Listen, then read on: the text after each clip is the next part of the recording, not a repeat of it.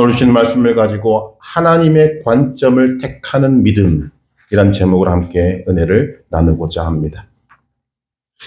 요즘 관찰 카메라라는 것이 유행인 것 같습니다. 카메라를 통해서 사람들의 행동을 관찰하는 것입니다. 특히 한국의 시민의식을 알아보고자 외국 사람들이 하는 관찰 카메라가 많이 있다고 합니다. 돈이 든 지갑을 땅에 떨어뜨리거나 벤치에 휴대폰이나 노트북 같은 것을 두고 사람들이 어떻게 반응하는가 하는 것을 살피는 것입니다. 대부분의 나라에서는 돈이 든 지갑이 땅에 떨어져 있으면 자기 것이라고 생각한답니다. 그래서 쉽게 그것을 그냥 자기 것으로 치부하고 가져가 버리는 거죠. 벤치에 둔 노트북이나 휴대폰도 마찬가지입니다. 우리나라도 예외는 아닙니다만 그래도 다른 나라에 비해서 아주 현저하게 그 떨어져 있는 지갑이나 노트북이나 핸드폰을 자기 것으로 생각하는 비율이 굉장히 낮다고 합니다. 우리가 이를 통해 알 수 있는 것은 눈으로 본다고 해서 사람은 있는 그대로 보는 것이 아니라는 것입니다. 눈으로 보는데 거기에는 눈으로 보는 것만이 아니라 자신의 이해가 있고 자신의 생각이 있는 것입니다. 그래서 동일한 사람을 보고 동일한 사건을 보고 동일한 일을 봐도 사람마다 다 다르게 보는 것입니다. 이 보는 통로를 관점이라고 합니다. 관점은 사람에 따라서 다 다릅니다. 컵에 물이 절반 정도 남았을 때 어떤 사람은 반이나 남았다 하고 어떤 사람은 반밖에 안 남았다라고 하는 것이 바로 그런 이유인 것입니다. 이 관점은 세 가지 관점으로 나눌 수 있습니다. 첫째는 이해관계가 없는 제3자가 보는 관점, 일반적으로 세상의 관점이라고 말합니다. 둘째는 이해관계가 있는 당사자가 바라보는 관점, 주로 자신의 관점입니다. 그리고 하나님께서 바라보시는 관점이 있습니다. 우리가 읽은 오늘 본문 말씀에는 니느웨라는 성이 배경으로 등장을 합니다. 니느웨는 고대 아수르의 수도였습니다. 하나님께서는 요나 선지자에게 너는 일어나 저 큰 성읍 니느웨로 가서 그것을 향하여 외치라. 그 악독이 내 앞에 상달되었습니다. 회개하고 돌아오지 않으면 이 성은 망한다 라고 외치라는 것입니다. 요나는 호세아 선지자와 같은 시기에 하나님께서 쓰셨던 선지자 중에 한 명입니다. 왕으로 따지면 여로보암 2세 때입니다. 그때 성경의 기록을 보면 어마어마한 죄가 이스라엘 땅에 있었습니다. 하나님께서는 그것을 보시고 진노하셔서 당시에 가장 힘센 나라 중에 하나였던 아수르를 사용하셔서 이스라엘을 침공케 하셨습니다. 그런 상황 속에 하나님께서 아수르의 수도인 니느웨로 가서 그 성이 회개하지 않으면 멸망할 것이다 라고 요나에게 외치라고 하신 것입니다. 자, 여기서 이 니느웨라는 성을 바라보는 두 관점이 나옵니다. 니느웨를 구원하고자 하는 하나님의 관점, 그리고 니느웨가 망하기를 원하는 요나의 관점. 요나는 니느웨를 원수로 보고 있습니다. 그러니 요나가 니느웨에 가서 전도하고 싶겠습니까? 하나님은 니느웨를 구원시키고자 하는 관점을 가지셨고 요나는 이해관계 당사자의 눈으로 니느웨를 보고 있습니다. 원수의 나라입니다. 이 관점에 따라서 요나는 니느웨로 가서 전도하지 않기로 결심하고 다시스로 가려고 요바로 내려가 버린 것입니다. 요나는 다시스로 가는 배를 타고 배 밑창에서 잠을 잡니다. 그러나 그 배는 얼마 못 가서 갑자기 큰 폭풍 위에 휘말립니다. 선장과 선원들은 있는 힘을 다해 배를 바로잡으려고 애를 썼지만 바람만 더욱 거세지고 배는 침몰 직전에 이르게 되었습니다. 그때 선원들은 어떻게 해서 이런 화를 당하게 되었는가를 의논하게 되었고 결국 원인 제공자를 제비 뽑아서 결정하였고 그것으로 뽑힌 사람이 요나였습니다. 선원들은 재앙의 원인이 요나인 것을 알고 요나의 요청대로 요나를 바다에 던져버립니다. 여기서도 관점의 충돌이 일어나는 것입니다. 재앙의 원인이 요나인 것으로 보는 선원들의 관점, 재앙의 원인이 자신인 것으로 보는 요나의 관점, 그리고 드러나지는 않지만 하나님의 뜻을 이루시고자 하는 하나님의 관점. 이렇게 해서 요나는 바다에 던져졌습니다. 요나는 바다로 던져졌을 때 속으로 생각했을 것입니다. 이제는 죽었구나. 그러나 하나님께서는 큰 물고기로 하여금 요나를 삼키게 하셨습니다. 여기서도 관점의 충돌이 일어나는 것입니다. 죽었다 생각하는 요나의 관점과 살린다는 하나님의 관점의 충돌이 있는 것입니다. 요나는 하나님의 은혜로 죽지 않고 큰 물고기 뱃속에서 3일간 있습니다. 그때 하나님은 그에게 선택할 수 있는 기회를 주신 것입니다. 요나는 물고기 뱃속에서 제3자의 관점, 그리고 자신의 관점, 그리고 하나님의 관점 중에서 하나를 택해야 했습니다. 요나는 하나님의 크고 놀라운 계획에 떠밀려서 자신의 의지와는 관계없이 하나님의 관점을 택하게 되었습니다. 하나님께서는 그것도 귀하게 보셨습니다. 그래서 그는 하나님 앞에 이런 기도를 하는 것입니다. 6절 7절 나의 하나님 여호와여 주께서 내 생명을 구덩이에서 건지셨나이다. 내 영혼이 내 속에서 피곤할 때에 내가 여호와를 생각하였더니 내 기도가 주께 이르러 싸우며 주의 성전에 미쳤나이다. 하나님께서는 하나님의 관점을 택한 요나를 살리셔서 그 물고기로 하여금 요나를 해변에 토하게 하셨습니다. 요나는 이제 기적적으로 살아나서 하나님의 말씀 따라 니느웨로 가서 회개를 외쳤고 놀랍게도 그 회개의 선포를 들은 니느웨 왕과 백성들은 회개하여 구원을 얻게 된 것입니다. 그것이 하나님의 관점으로 본 것의 결과로 우리에게 주어지고 있는 것입니다. 오늘 이 세 가지 관점은 하나님의 사람들이, 아니 이 세상에 존재하는 모든 사람들이 모든 상황 속에서 경험하게 되는 것입니다. 그리고 우리에게 선택을 요구합니다. 제3자의 관점을 가질 것인가, 즉 세상의 관점을 가질 것인가, 아니면 자기의 관점을 택할 것인가, 아니면 하나님의 관점을 택할 것인가. 성경은 우리에게 믿음을 강조하는데 그럼 믿음이란 무엇인가? 이 세 가지 선택 상황 속에서 언제나 하나님의 관점을 택하는 것이 믿음입니다. 믿음은 하나님의 관점을 택하는 것입니다. 왜 믿음으로 하나님의 관점을 택해야 하는가? 우리는 지금 놀라운 믿음의 원리를 배우고 있습니다. 왜 우리는 이런 충돌이 있는 상황 속에서 하나님의 관점을 택해야 하는가? 믿는 사람에게 주어져 있는 해답이 무엇인가? 오직 하나님의 뜻만이 이루어지기 때문입니다.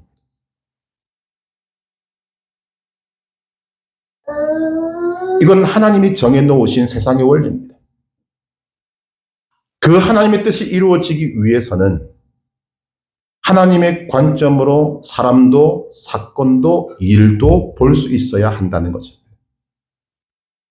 민수기 24장 이하에 보게 되면 발락이라는 왕이 발람이라는 선지자를 통해서 이스라엘을 저주하려고 온갖 시도를 다합니다. 그러나 아무리 노력해도 하나님의 백성을 저주할 수가 없었습니다. 오히려 발람은 이스라엘을 축복하게 됩니다. 왜냐하면 이스라엘을 저주하지 않고 이스라엘을 축복하는 것이 하나님의 뜻이었기 때문입니다. 이 발락이라는 왕이 이스라엘을 저주하고자 시도를 어마어마하게 했습니다. 그러나 못했습니다. 왜? 하나님의 뜻이 아니었기 때문입니다. 아무리 노력해도 하나님의 뜻이 아닌 것은 여러분 이루어지지 않습니다. 왜냐하면 하나님께서는 하나님의 뜻을 이루시고자 하나님의 백성들을 눈동자같이 지키시고 보호하시기 때문입니다. 앞서 막으시고 인도하시는 하나님이시기 때문입니다. 모든 것이 합력하여 선을 이루게 하시는 하나님의 뜻이 거기에 있기 때문에 인간이 아무리 노력을 하고 애를 써도 하나님의 뜻이 아닌 것은 이루어질 수가 없는 것입니다. 오직 하나님의 뜻만이 이루어진다. 우리가 깊이 새겨야 될 삶의 원리입니다. 믿음의 조상 아브라함은 75세 때 하나님의 말씀을 듣고 갈대아 우르를 떠나서 마침내 젖과 꿀이 흐르는 가나안 땅에 들어갔습니다. 이 마침내라는 성경 구절이 우리에게 주는 의미가 무엇인가 하면 믿음의 조상 아브라함도 그 믿음의 연단받는 과정 속에서 그냥 처음으로 온전한 믿음으로 가나안 땅에 들어간 것이 아니라는 것입니다. 여러 번 실패하고 넘어지고 쓰러지고 그 결과로 마침내 약속의 땅에 들어가게 된 것입니다. 아브라함에게 주셨던 하나님의 약속이 무엇입니까? 특별히 믿음의 자손에 대한 약속입니다. 무엇보다 하나님의 약속대로 자식을 갖기를 소원한 아브라함. 그러나 그 소원을 이루지 못했습니다. 인간적인 방법으로 하갈을 통해 자식을 얻기는 얻었습니다만 하나님의 인정을 받지 못했습니다. 그때까지만 해도 자기의 몸이 괜찮았거든요. 그러나 세월이 더 지나서 그들의 몸은 자기가 보기에도 남들이 보기에도 결코 아이를 가질 수 없는 몸이 되었습니다. 희망이 완전히 꺾인 것입니다. 그런데 아브라함이 99세가 되고 사라가 89세가 되었을 때 하나님께서는 아브라함을 밖으로 데리고 나가십니다. 그리고 하늘의 별을 보게 하십니다. 하늘을 우러러 뭇별을 셀 수 있나 보라. 아브라함이 눈을 들어 하늘을 바라보았고 별을 바라보았지만 셀 수가 없었습니다. 너무나 많았습니다. 그때 하나님께서 네 자손이 이와 같으리라 하셨습니다. 여기서 여러분 아브라함은 난관에 처한 것입니다. 관점의 충돌이 일어난 것입니다. 아이를 낳을 수 없는 몸이 되었다라는 세상의 관점, 그리고 아이를 낳을 수 없는 몸이 되었다는 자신의 관점, 그리고 별을 보여주시면서까지 네 자손을 이와 같이 만들겠다는 하나님의 관점의 충돌이 동시에 일어나게 된 것입니다. 그 속에서 어떤 것을 선택해야만 합니다. 여러분 잘 보십시오. 아브라함은 자신도 아내인 사라도 자식을 낳을 수 없다는 것을 알았습니다. 지나간 사람 누구를 불러서 물어보아도 그것에 동의를 할 것입니다. 그러나 아브라함은 명백히 드러나 있고 증거도 충분한 세상의 관점을 택하지 않고 스스로 느끼고 있는 자신의 몸의 상태를 보고도 그것을 택하지 않고 지금 약속밖에 없는 하나님의 관점을 택하기로 결정합니다. 하나님을 믿은 것입니다. 창세기 15장 6절 아브라함이 여호와를 믿으니 여호와께서 이를 그의 의로 여기시고. 자, 어떻게 아브라함은 하나님을 믿을 수 있었습니까? 어떻게 아브라함은 하나님의 관점을 택할 수 있었습니까? 여기에 열쇠가 있는 것입니다. 아브라함이 어느 것도 증명하지 못하고 있는 이 상황 속에서, 증거가 뚜렷한 상황 속에서 하나님의 관점을 택할 수 있었던 이유는 하나님께서 죽은 자를 살리시고 없는 것을 있는 것으로 부르시는 하나님이심을 믿었기 때문입니다. 쉽게 말하면 전지전능하신 하나님, 기적을 베푸시는 하나님을 믿었다는 것입니다. 로마서 4장 17절 기록된 바 내가 너를 많은 민족의 조상으로 세웠다 하신 것 같으니 그가 믿은 바 하나님은 죽은 자를 살리시고 없는 것을 있는 것으로 부르시는 이시니라. 아브라함이 어떤 하나님을 믿었습니까? 죽은 자를 살리시고 없는 것을 있는 것으로 부르시는 하나님을 믿었습니다. 오늘 우리에게도 이 믿음이 있기를 주님의 이름으로 축원합니다. 하나님 어떤 하나님이십니까? 한번 따라 하십시다. 죽은 자를 살리시고 없는 것을 있는 것으로 부르시는 하나님.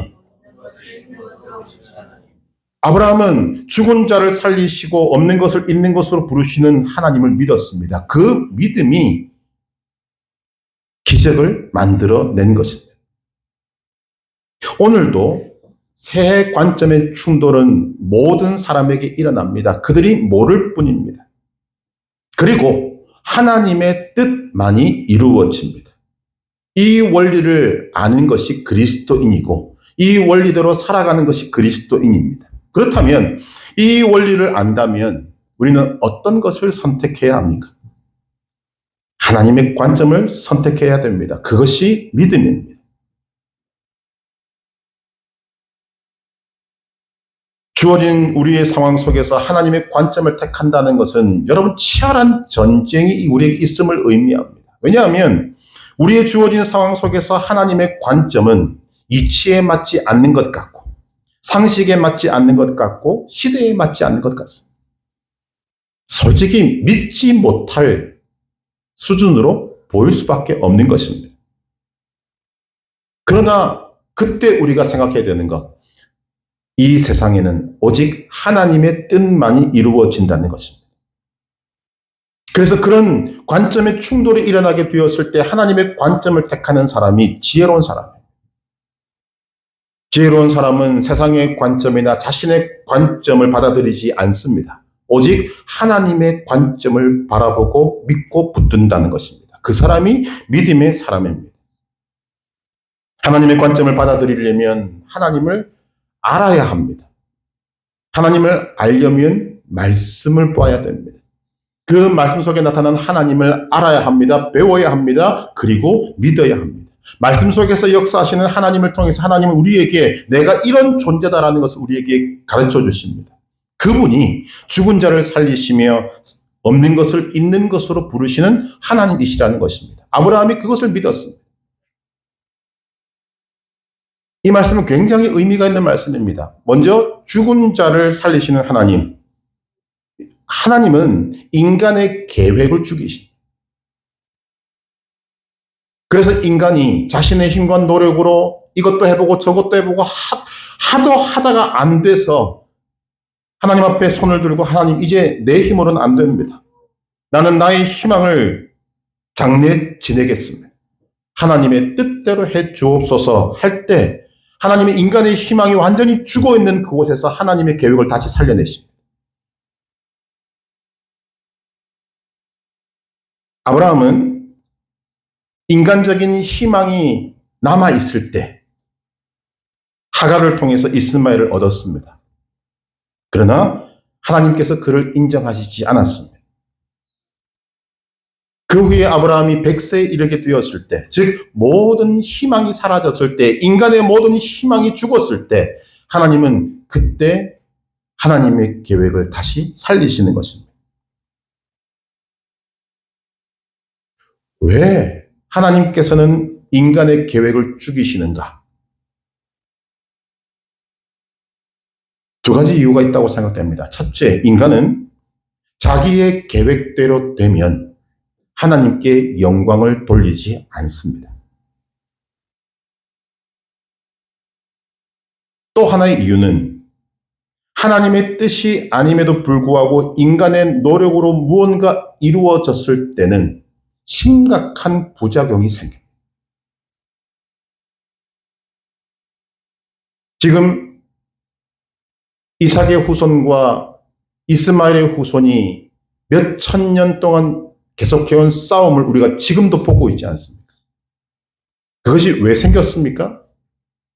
하나님의 관점으로 일을 진행하지 않고 인간의 희망을 자신의 노력으로 만들어냈기 때문입니다. 대표적으로 또 말씀을 드렸습니다만 우리의 삶에 하나님의 뜻대로 하지 않으면 이런 일들이 비일비재하게 생깁니다. 부작용이 생겨나게 되는 것입니다. 그러나 인간이 모든 계획을 포기하고 하나님의 뜻에 맡길 때, 즉 하나님의 관점을 택하게 되었을 때 그때는 모든 희망이 사라졌기 때문에 자신에게 돌아올 영광은 없지요. 그래서 하나님께 영광을 돌리게 되는 겁니다. 그리고 하나님의 관점에서 하나님의 뜻이 이루어졌을 때 그것은 모두에게 유익한 것으로 아름답게 되는 것입니다. 하나님의 뜻대로 이 세상이 창조되었을 때 하나님께서 말씀하십니다. 얼마나 귀한 말씀인지 모릅니다. 보시기에 좋았더라. 보시기에 심히 좋았더라. 그러나 인간의 노력으로 무언가를 이루면 심히 좋지 않습니다. 가끔씩 말씀드립니다만 저는 과학을 공부한 사람입니다. 현미경으로 물건들을 쫙 줌인해서 들어가면 아주 그 눈에 보이지 않는 것들의 그 표면까지 다 볼 수 있습니다. 확연히 차이가 나는 것이 무엇인가 하면 하나님이 만드신 천지 만물은 현미경으로 그 세포 하나를 바라보게 될 때 못한 것이 없습니다. 근데 인간은 아무리 잘 만들어도 현미경으로 보면 거칠거칠합니다. 심이 아름답다라는 소리가 안 나온다는 거죠. 그런데 하나님이 만드신 것은 곰팡이도 아름답습니다. 하나님께서 인간의 계획을 죽이신 다음에 하나님의 계획을 살리시는 이유가 바로 여기 있습니다. 하나님이 행하신 모든 일들, 하나님의 뜻대로 이루어지는 것은 하나님께는 영광이 되고 모두에게 유익이 되는 것입니다. 이 때문에 우리가 하나님의 관점을 택하기 위해서는 하나님께서 죽은 자를 살리시는 하나님이심을 믿어야 하는 것입니다.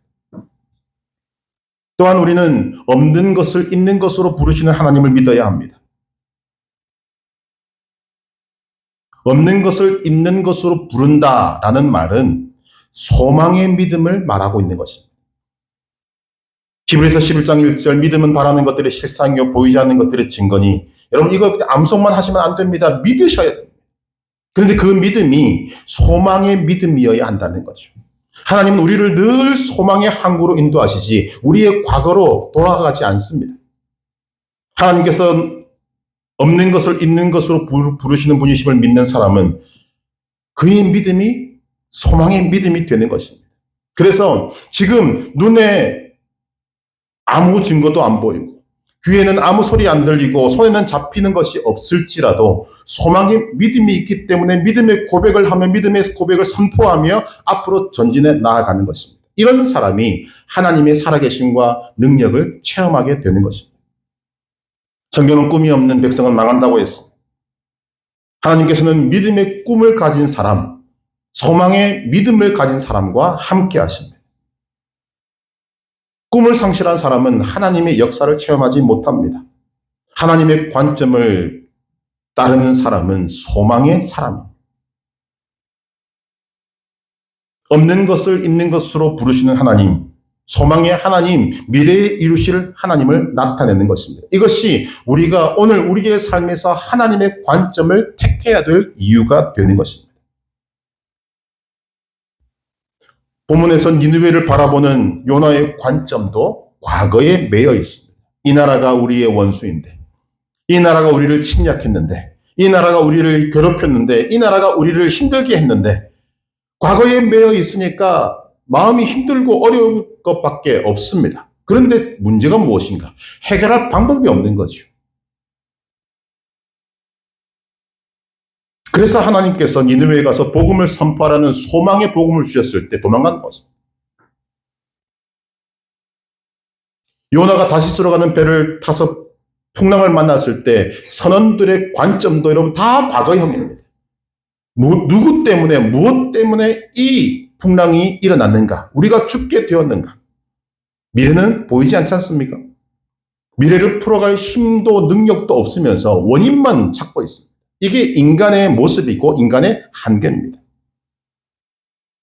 하나님께서 육신이 다 죽은 아브라함을 밖으로 불러내서 밤하늘의 별을 보게 하신 이유가 무엇입니까? 소망이 없는 그에게 소망을 주시기 위해서. 왜냐하면 하나님께서 소망이 하나님이시기 때문에.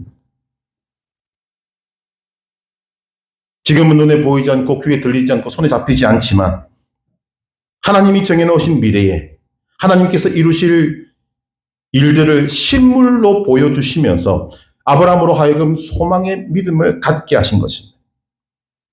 아브라함은 수많은 별들을 바라보면서 하나님이 그에게 주신 자손에 대한 찬란한 꿈을, 소망을 가지게 되었습니다. 없는 것을 있는 것으로 부르시는 하나님의 약속을 믿고 없는 것을 있는 것으로 본 것입니다. 이것이 믿음입니다. 그래서 그는 하나님의 관점을 택함으로 환경을 보지 않고 믿음을 택했습니다. 그 결과 그는 세상이 알 수도 없고 줄 수도 없는 하나님의 기적, 하나님의 살아계심을 경험하게 된 것입니다. 요한복음 9장 1절 이하에 보게 되면 예수님께서 길을 가시다가 날때부터 맹인된 자를 보게 됩니다. 제자들이 묻습니다. 이 사람이 맹인으로 난 것이 누구의 죄로 인함이니까? 자기이니까? 그의 부모니까? 예수님께서 뭐라고 하십니까? 이 사람이나 그 부모의 죄로 인한 것이 아니라 그에게서 하나님이 하시는 일을 나타내고자 함이라. 그리고는 땅에 침을 뱉어 진흙을 이겨서 맹인의 눈에 바르시고 실로암 못에 가서 씻으라. 이 사람이 순종했더니 눈이 밝아졌습니다. 여러분, 관점의 충돌이 보이십니까? 제자들이 뭘 묻습니까? 이 사람이 맹인으로 태어난 것이 누구의 죄 때문입니까? 자기입니까? 그의 부모입니까? 여러분, 제자들이 이렇게 묻는 것은 유대인들이 갖고 있었던 잘못된 관념 때문입니다. 유대인들은 병에 걸렸다는 것을 죄에 대한 하나님의 벌로 생각했어요. 이런 생각을 갖고 있는 제자들이 맹인을 바라보고 이렇게 묻는 것은 유대인으로서 당연한 것입니다.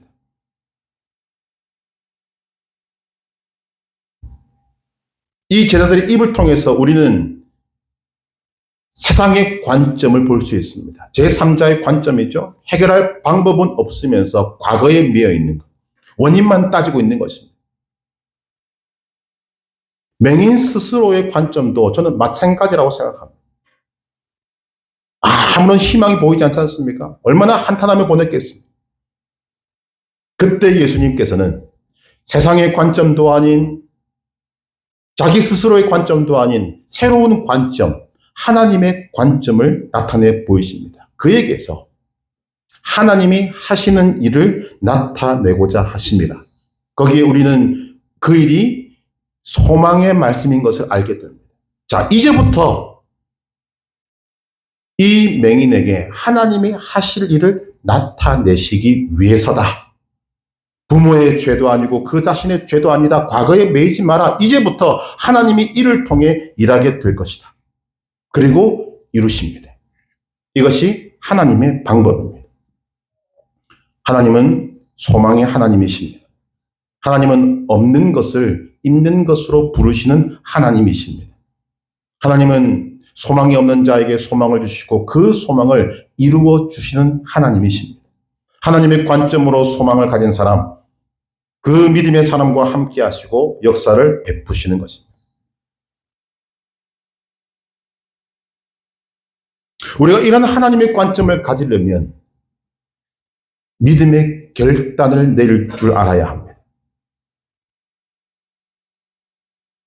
오늘 요나는 뭐라고 결단합니까? 오늘 9절에 보니까 나는 감사하는 목소리로 주께 제사를 드리며 나의 서원을 주께 갚겠나이다. 구원은 여호와께 속하였나이다. 요나는 회개하고 믿음의 결단을 드렸습니다. 그랬더니 10절 여호와께서 그 물고기에 말씀하시매 요나를 육지에 토하니라. 요나의 결단에 하나님이 응답하십니다. 아브라함도 믿음의 결단을 했습니다. 로마서 4장 18절에서 21절 보니까 아브라함이 바랄 수 없는 중에 바라고 믿었으니 이는 네 후손이 이 같으리라 하신 말씀대로 많은 민족의 조상이 되게 하려 하십니다. 그가 백산에 되어 자기 몸이 죽은 것 같고 사라의 태가 죽은 것 같음을 알고도 믿음이 약하여지지 아니하고 믿음이 있어 하나님의 약속을 의심하지 않고 믿음으로 견고하여져서 하나님께 영광을 돌리며 약속하신 그것을 또한 능히 이루실 줄을 확신하였으니 아브라함은 현실을 바라보고 낙심하지 않고 하나님의 관점을 가지고 의심 없이 믿었습니다. 그 믿음이 하나님께 영광을 돌렸고 하나님으로 하여금 그 약속을 이루시게 한 것입니다. 우리는 아브라함과 동일한 하나님을 믿는 사람들입니다. 우리는 하나님의 관점을 가져야 합니다. 하나님의 관점을 가지려면 하나님께서 죽은 자를 살리시고 없는 것을 있는 것으로 부르시는 분이심을 믿어야 합니다. 하나님의 관점을 가지고 소망의 믿음을 가진 사람은 매 순간마다 믿음의 결단을 해야만 합니다. 하나님께서는 그런 믿음의 결단을 하는 사람에게 능력을 베푸시고 살아계심을 나타내 보여주시는 것입니다. 세상의 관점으로 생각하고 행동하는 사람, 자신의 이해관계의 관점으로 생각하고 행동하는 사람은 하나님의 역사를 경험할 수 없습니다. 우리는 언제나 하나님의 관점에서 보고 하나님의 관점으로 생각하고 말하고 행동해야 하는 것입니다. 그때 하나님의 역사가 우리의 삶에 풍성하게 일어나게 되는 것입니다. 그러면 하나님께서 저와 여러분을 어떻게 바라보고 계시는가? 이것이 중요하지 않겠습니까? 하나님께서 여러분들을 어떤 관점으로 보고 계실까? 우리는 그냥 하나님께서 우리를 사랑하신다 이 정도 알고 있습니다. 그런데 하나님 굉장히 구체적으로 우리를 생각하시는 것을 말씀하고 계십니다. 고린도전서 1장 30절 말씀을 보니까 이렇게 기록합니다. 너희는 하나님으로부터 나서 그리스도 예수 안에 있고 예수는 하나님으로부터 나와서 우리에게 지혜와 의로움과 거룩함과 구원함이 되셨으니 이 네 가지가 하나님이 여러분들을 바라보는 관점입니다. 첫째, 하나님은 여러분을 지혜롭게 보십니다. 우리는 세상을 살아가면서 너는 우둔한 사람이다, 너는 못난 사람이다, 너는 못하는 사람이다 이런 소리 얼마나 많이 듣습니까? 뭐 그렇게 안 듣는 분도 계시겠습니다만 하나님께서 우리를 지혜자로 보신다는 이 관점을 우리가 가지려면 우리는 이런 나를 향한 세상의 소리들을 한 귀로 듣고 한 귀로 흘려야 합니다. 세상이 아무리 여러분을 욕하고 저주해도 그건 나와 상관없는 거야 라는 것을 여러분들이 아셔야 됩니다. 왜냐하면 하나님께서 여러분을 예수 그리스도 안에서 지혜자로 보시기 때문입니다. 하나님을 믿는다는 것은 무슨 뜻입니까? 모든 것을 합력해서 선을 이루시는 하나님을 믿는다는 것입니다. 그런 사람이 지혜롭지 못할 수가 없는 것입니다. 여러분 속에서 마귀는 속삭입니다. 너는 못난 사람이야. 너는 우둔한 사람이야. 너는 어리석은 사람이야. 너는 못해. 라고 말할 때 주님의 이름으로 여러분 거절하셔야 됩니다. 하나님이 여러분들 지혜자로 보시는데 왜 그런 마귀의 소리에 반응을 하시냐는 거죠.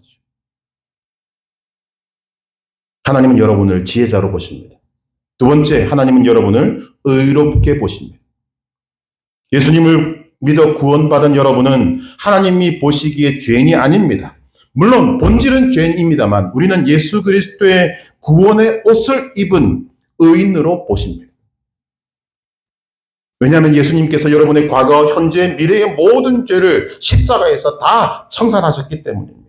여러분은 누가 뭐라고 하든지 간에 하나님의 관점에서 볼 때 구원받은 의인입니다. 오늘 사람들을 괴롭히는 것 중에 가장 큰 것이 뭔가 죄책감, 정죄의식입니다. 마귀는 이 죄책감과 정죄의식을 가지고 여러분을 자꾸만 코너로 몰 때 우리는 하나님의 음성을 들어야 되고 하나님이 나를 어떻게 보시는가를 알아야 됩니다. 그래야 물리칠 수 있습니다. 하나님은 여러분을 의롭게 보십니다. 세 번째, 하나님은 여러분을 거룩하게 보십니다.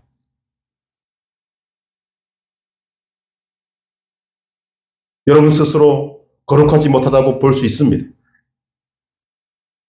여러분도 그렇고 세상 사람들도 여러분을 거룩하지 못한 존재로 볼 수 있고 알 수도 있습니다. 그러나 하나님께서는 예수님 안에 있는 여러분을 거룩한 존재로 보십니다. 왜냐하면 하나님께서 예수 그리스도의 십자가를 통해 우리에게 거룩으로 옷 입히셨기 때문입니다.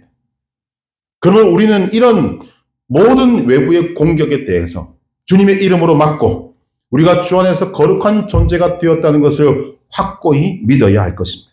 그리고 거룩한 존재답게 거룩의 완성을 위해서 한 걸음 한 걸음 내딛고 나아가야 하는 것입니다.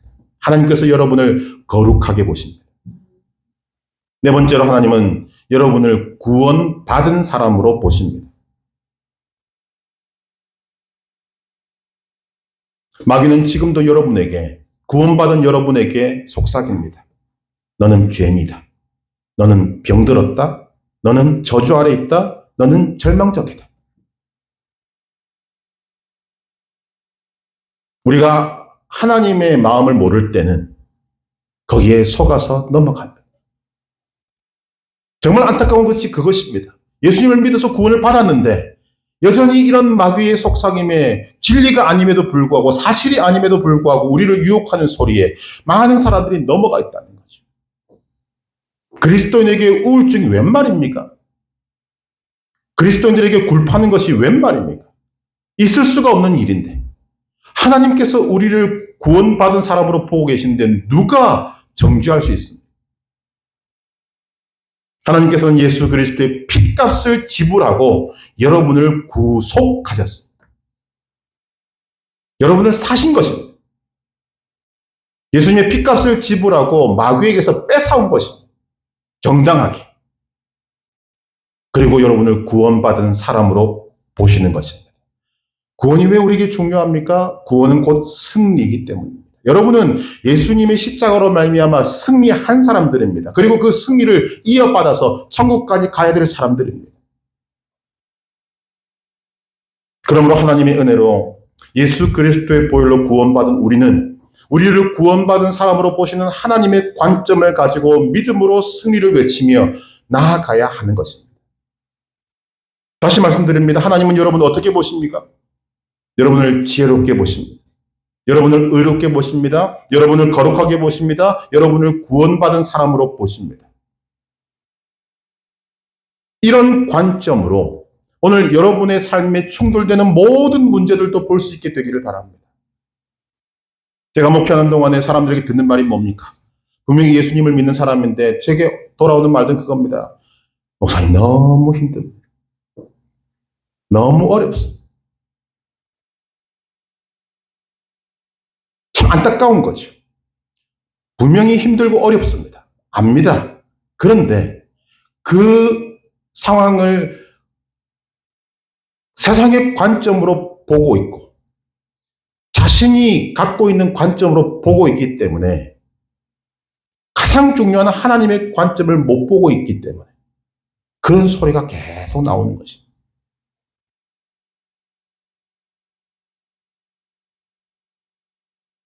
우리 인생이 힘들지 않은 사람 아무도 없습니다. 그런데 그 힘든 인생이 지금 하나님의 관점으로 볼 때 어떤 의미가 있느냐를 깨닫는 것이 믿음입니다. 하나님은 여러분의 인생을 힘든 것으로 끝내게 하시지 않습니다.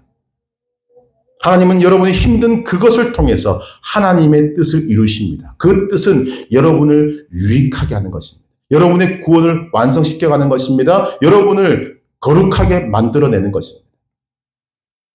그래서 믿음의 사람들은 힘든 일을 겪고 어려운 일을 겪고 고난을 당해도 그 속에서 하나님의 관점으로 볼 때 기뻐할 수 있었던 것입니다.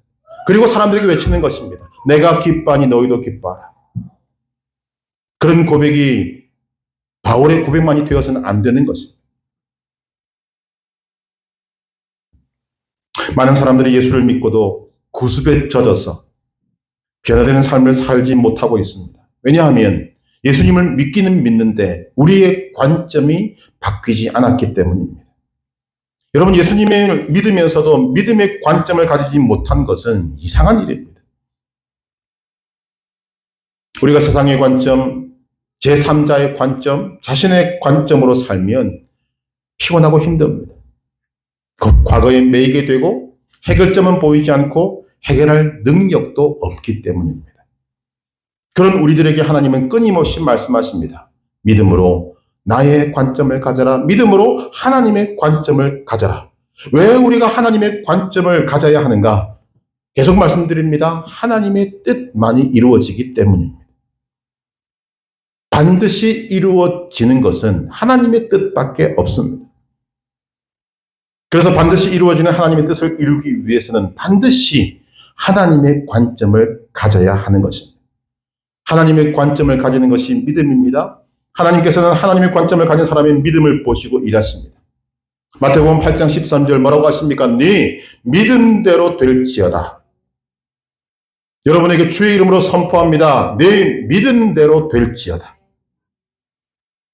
우리는 하나님의 관점을 가지고 믿음의 삶을 살아야 합니다. 하나님의 관점을 가지고 천국을 향한 믿음의 행진을 해야 합니다. 하나님의 관점을 가지려면 죽은 자를 살리시고 없는 것을 있는 것으로 부르시는 하나님을 믿어야 합니다. 그 믿음이 있을 때 하나님은 믿음으로 꿈을 꾸게 하십니다. 믿음의 결단을 내리는 자에게 하나님은 꿈을 꾸게 하시고 소망을 가지게 하시고 그 소망을 이루어 주시는 것입니다. 우리가 그때 죽은 자를 살리시고 없는 것을 있는 것으로 부르시는 하나님을 믿고 소망의 믿음을 가지고 하나님의 관점으로 세상에 바라보는 믿음으로 하나님 앞에 나아갈 때 그때 하나님의 살아계심과 역사하심을 우리의 삶에 가져오게 되는 것입니다. 모든 상황 속에서 관점의 충돌이 있을 것입니다. 여러분은 어떤 관점을 택하시겠습니까? 세상의 관점입니까? 자기 스스로의 관점입니까? 아니면 하나님의 관점입니까? 여러분이 만나는 사람, 여러분이 관계에 있는 사건들, 여러분이 함께 동참하는 일들을 통해 여러분 하나님의 관점으로 보시기를 바랍니다. 이런 하나님의 관점을 보는 눈이 생겨나기를 주님의 이름으로 축복합니다. 우리가 이 땅에서 승리의 삶을 살기 위해서는 세상의 관점, 자신의 관점을 내려놓고 하나님의 관점을 택해야 합니다. 하나님의 관점을 택한 믿음의 사람은 죽은 자를 살리시고 없는 것을 있는 것으로 부르시는 살아계신 하나님을 만나게 될 것입니다. 나의 하나님을 만나게 될 것입니다. 하나님께서 살아계시고 역사하심을 그런 사람에게 나타내 보이시기 때문입니다. 그것을 보고 경험한 여러분의 입을 통해서 하나님은 기어이 영광 받으시고 그리고 그 받은 영광을 여러분에게 돌려주실 것입니다. 믿음으로 하나님의 관점을 택하여서 날마다 승리의 삶을 살아가는 승리의 그리스도인 되시기를 주님의 이름으로 축복합니다.